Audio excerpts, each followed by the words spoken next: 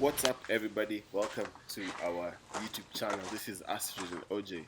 Hope you guys are having a wonderful 2024. Whatever you're doing, give it your best. I know this is the year where everybody is trying to come up with resolutions, plans, and all those great stuff just to usher in and prepare themselves for the beginning of the year. So, yep, this is me. This is what I do for a living. I'm a baker.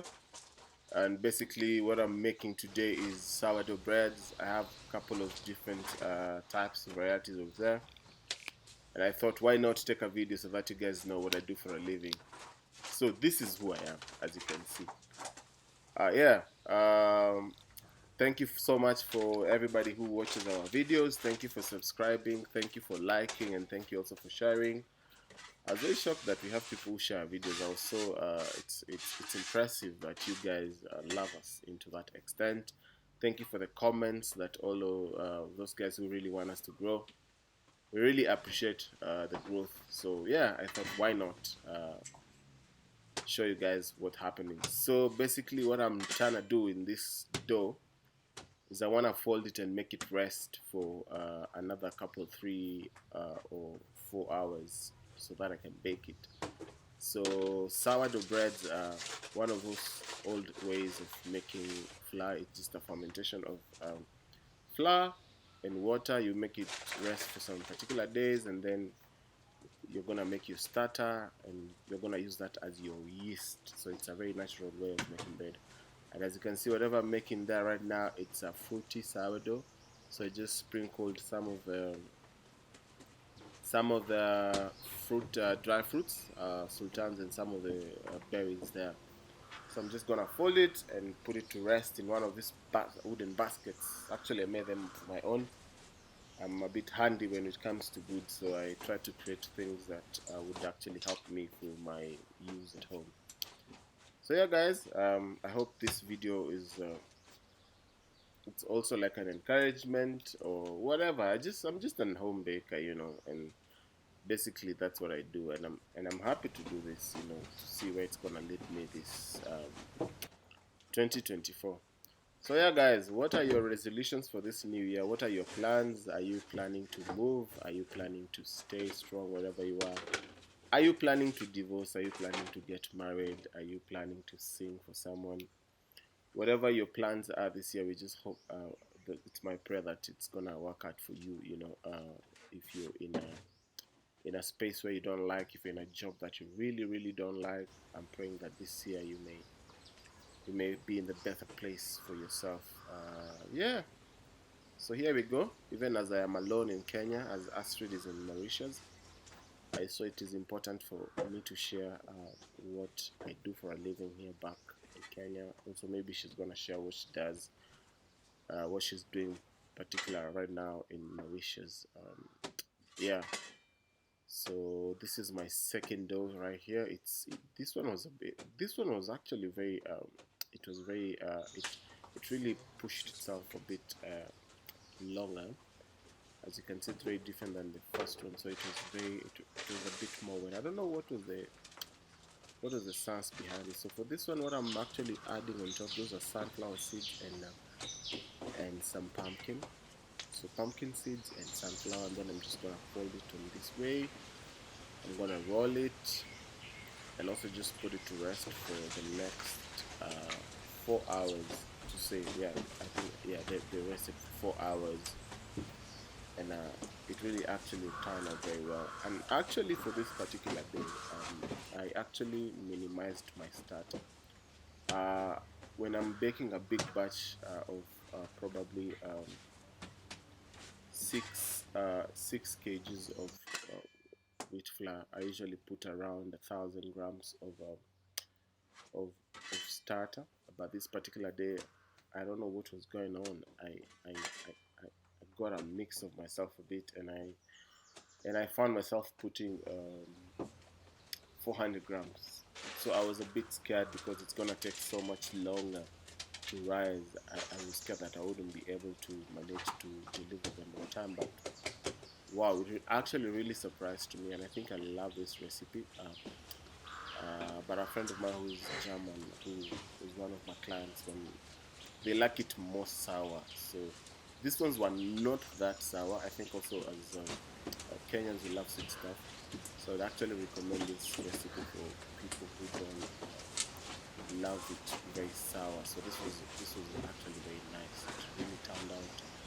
It actually surprised me, and I love it. So maybe going forward, some of the breads I'm gonna be using this recipe, which is it's one of those mistakes that you do as a baker, and it just turns out to be amazing.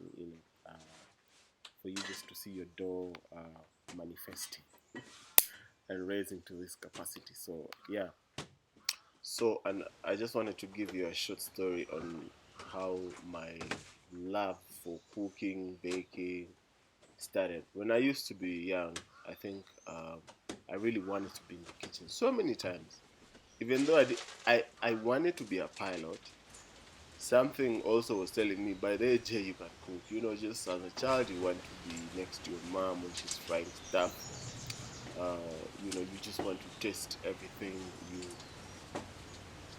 In a way, and in the culture that I come from, a man, you're not allowed to be in the kitchen. But now, me with my big head, bro, I was always either in the kitchen trying to steal food, or maybe in that kitchen trying to cook something. So when I was 12 years, my dad, I don't know, I think somewhere in town it was burning, and then one of his friends is calling me and he's like, "Oh, I have an charcoal oven which I'm trying to sell because I lost my business through a fire. Are you gonna be interested?" And my dad was interested in the oven, so he went and bought the oven at home. It was a very big. It was like a meter. It was a very long charcoal oven, and it also came with like 1,000 pieces of different types of shapes of baking tins. Very tiny for cupcakes, some for muffins, and round cakes, for bread, for loaves, and all those kind of shapy tins for bread. And so when my dad brought this oven at home, nobody knew to bake in our house. And me, when I saw this oven, I was so excited because my dad had brought it, and when he brought it, he was like, "Oh, Jay, I got an oven. You can be trying some recipes with it." I was so excited. Hallelujah. So even though he had told me, "Jay, I've brought the oven. You can be trying recipes," my dad always never meant it. Sometimes, he would just say those words to make you excited, but then when you make a move and use it. So one time I remember, no, I just had my sisters in the house, and that day I decided I would light up this oven. I went and put charcoal in it, and then the next thing you know, the charcoal oven is lighting proper. And it used to be, the oven was stored in our bedroom. So in our bedroom we had our beds, and on the side the oven was just placed there because we didn't have any other space to put the oven. So it has just been stashed in a corner, and nobody was touching it, nobody was using it. It was just so me, I decided I'm gonna light it up there. So I put a lot of charcoal in it.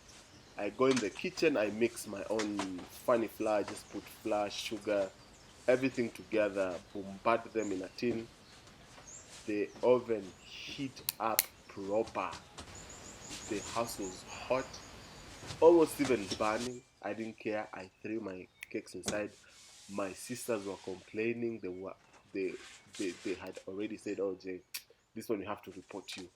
Me, I didn't care. Me, I just wanted to see how my cake will turn out at the end of it.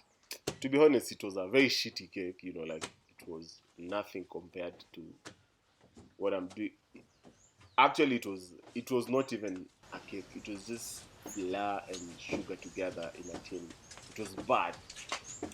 So my dad had this story, but also he saw the interest that I had in terms of baking. So he got a friend who was a baker. He came to our house. He was a very old man, and I really respected him because he had a lot of knowledge in terms of baking that time, which, if I compare what he did that time and what happens now, bruh, you cannot compare. It was very different.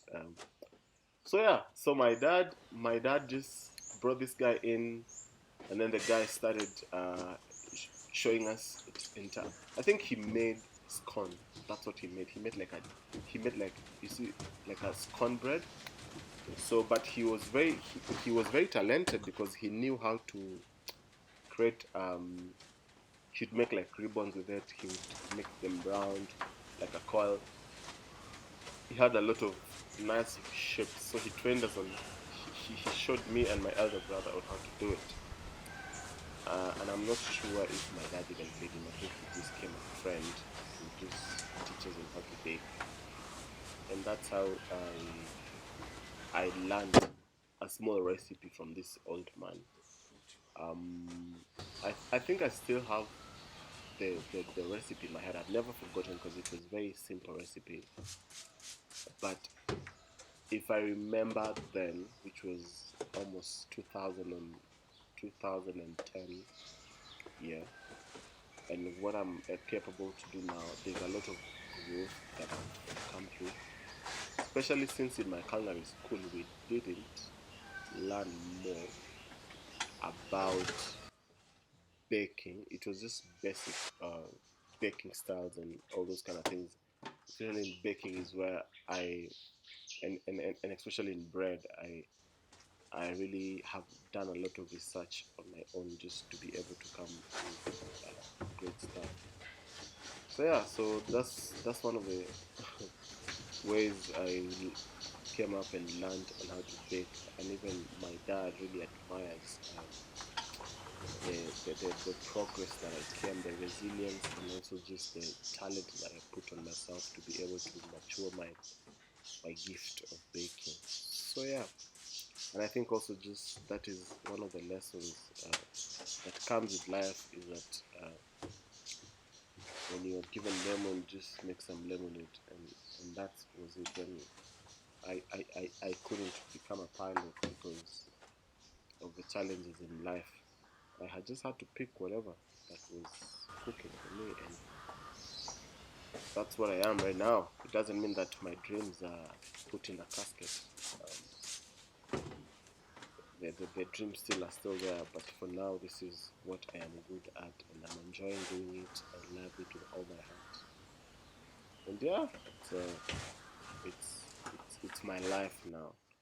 Just to know, like, sometimes we are in situations whereby what we can do best is just to complain because of what our parents probably never gave us, but then we also forget what they gave us. So for me, I'm just grateful, even though I was not able to go to that bigger step in life. I'm grateful for who I am and what I have learned through all those years, and I appreciate, like the only way to also get more is by you appreciating the small things that really happen to you right now, because for you to appreciate this, even when you have the bigger, you're gonna go through a process. So you're not gonna be shocked that, oh my god, now this is happening, because you have put work to make sure that your success has passed through the process. Yeah, so if you're out there and you feel like your parent owes you an apology, or your parent owes you something. No, they don't. Whatever they give you, that's what they could have given you that season. So it's in your mind, it's in your hands that you're able now to explore with the little that you have or the bigger that you have, so that you become the best version of yourself. At this point, by the way, I'm motivational speaker. But anyway, back to the breads. My breads had raised for around 4 hours. Of course, I couldn't have waited for 4 hours for you guys to see, but yeah, as you can see, I'm now putting them on my tray. My oven is actually heating at 250 degrees. So I'm gonna bake this for 25 to 30 minutes, depending on how brown it's gonna be. but usually 25 minutes it's almost ready. So I'm just gonna score with my razor, and then I'm just gonna place it in the oven for the next 25 minutes, 30 minutes, and make it bake. I'm gonna add some ice cube on top because of the moisture in the oven, because this is a commercial it's a conventional oven. Actually, it doesn't have steam, so I have to create my own steam. So I'm just gonna place a box of a cube in each of the bread, so that when the bread is cooking, it raises to get it plays along with it. So yeah, guys, that's me doing my life. For now, enjoy the video until the end. I love you so much, guys. You guys are the best. Thank you so much for your support. Thank you for your love. What else can I say? Enjoy the video.